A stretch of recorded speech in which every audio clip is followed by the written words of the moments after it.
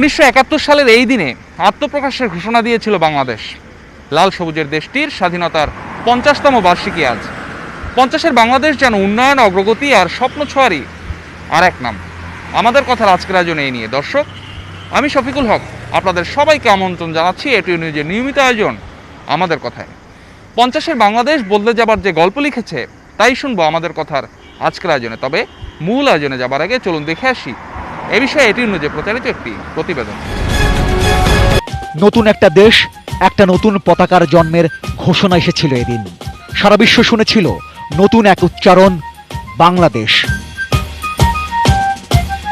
71-এর 25শে March রাতে পাকিস্তানি হানাদার বাহিনীর অভিযানের শুরুতেই বঙ্গবন্ধুকে তার ধানমন্ডির বাসা থেকে গ্রেপ্তার করা হয়।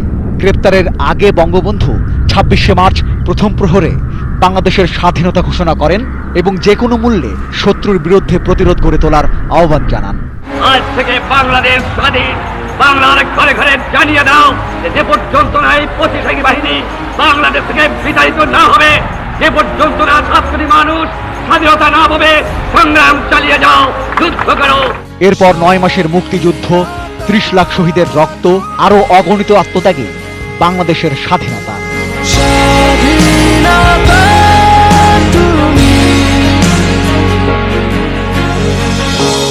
রক্তের দামে কিনা বাংলাদেশের স্বাধীনতার 50 বছর পূর্ণ হলো আজ।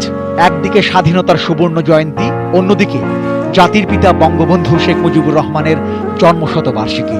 উদযাপনেও তাই ভিন্ন মাত্রা। তোমাকে জন্মদিনে কি দিব বলো তো? আমাদের ভালোবাসাগুলো বেলুনে ভরে এখন তোমার কাছে পাঠিয়ে দিব। 50 বছরের বাংলাদেশ প্রতিনিয়ত শুনিয়েছে, শোনাচ্ছে বদলে যাবার গল্প। স্বাধীনতার পর যে দেশটাকে তলাবিহীন ঝুড়ির তকমা দেয়া হয়েছিল, সেই বাংলাদেশে এখন উন্নয়নশীল দেশের কাতারে সামিল হবার পথে। বিশাল বাজেট, রেকর্ড রিজার্ভ, একের পর এক উন্নয়ন প্রকল্প যদি বাংলাদেশের অগ্রগতির প্রমাণ হয়, তাহলে নিজেদের টাকায় পদ্মা সেতু সাহস দেয় মাথা উঁচু করে বলতে আমরাও পারি। 50-এর বাংলাদেশ বিশ্ববাসীর কাছেও তাই উন্নয়নের role model. Over the past 50 years, your country has made incredible progress. Bangladesh's remarkable achievements in social development, community participation, economic growth, and other areas have been very impressive. করোনার বিরুদ্ধে যখন নতুন এক যুদ্ধে বাংলাদেশ, স্বাধীনতার সুবর্ণ জয়ন্তীতে সেই লড়াইয়েও এখন পর্যন্ত প্রতিরোধ, সফলতার গল্পই লিখছে বাংলাদেশ। 50 বছর আগে বঙ্গবন্ধুর হাত ধরে যে স্বাধীনতা, সুবর্ণ জয়ন্তীতে সেই দেশ এখন উন্নয়নের মোহনায়। নৌকার মাঝি বঙ্গবন্ধু কন্যা প্রধানমন্ত্রী শেখ হাসিনা।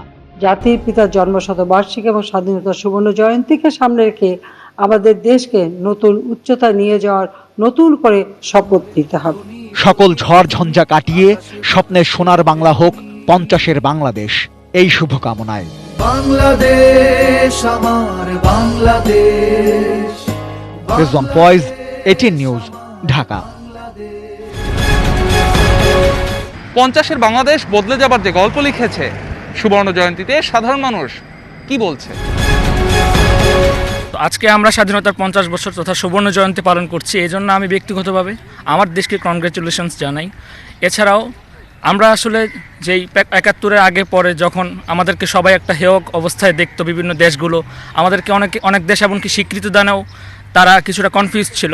তারা আজকে কিন্তু আমাদের থেকে বেশ দূর না, আমরা কিন্তু তাদের থেকে ছুঁয়ে ফেলেছি অথবা তাদেরকে টপকিয়ে গিয়েছি। আপনি যদি বেশ কিছু বছরের জিডিপি বা অর্থনৈতিক বিষয়গুলো যদি দেখেন, তাহলে আমরা কিন্তু মাঝে মাঝে ভারতকেও পিছনে ফেলেছি। অর্থনৈতিক দিক থেকে আমাদের জিডিপি অন্যান্য দেশ থেকেও ভালো ছিল। এছাড়াও আমরা কিন্তু খুব বেশি দিন হয় নাই, আমরা কিন্তু উন্নয়নশীল যে দেশ, সেই দেশের স্তরে কিন্তু আমরা পৌঁছেছি। এই জন্য আমি মাননীয় প্রধানমন্ত্রীকে অবশ্যই বিশেষভাবে ধন্যবাদ জানাবো।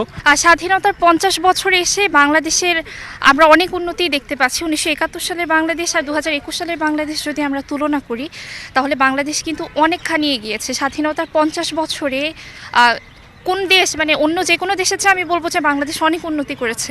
বাংলাদেশ এখন পৃথিবীর বুকে একটা উন্নয়নশীল দেশ। মেট্রো রেল কিংবা পদ্মা সেতু বা স্যাটেলাইট ছাড়াও যদি কিছু বলি, যে আমরা এখন খুব দ্রুতই ডিজিটালাইজেশনের দিকে এগিয়ে যাচ্ছি। আমাদের প্রশাসনিক কর্মকাণ্ড থেকে ধরে সব কিছুতেই আমরা মোটামুটি ডিজিটালাইজড হয়ে গেছি অনেকখানি। তো ডিজিটাল বাংলাদেশ গড়ার যেই একটা স্বপ্ন আমাদের ছিল, সেটা আমরা অনেকখানি বাস্তবায়ন করতে পেরেছি। বঙ্গবন্ধু সোনার বাংলা এখনও আমরা গড়তে পারি নাই, মানুষের মুখে এখনও দারিদ্র দূর হয় নাই, অনেক কিছু এখনও করা বাকি আছে। তবে এখন সরকারের ধারাবাহিকতা অবশ্যই কিছু এগুচ্ছে, এইভাবে হয়তো এগুলো দেশ একটা জায়গা মতো পৌঁছতে পারবে।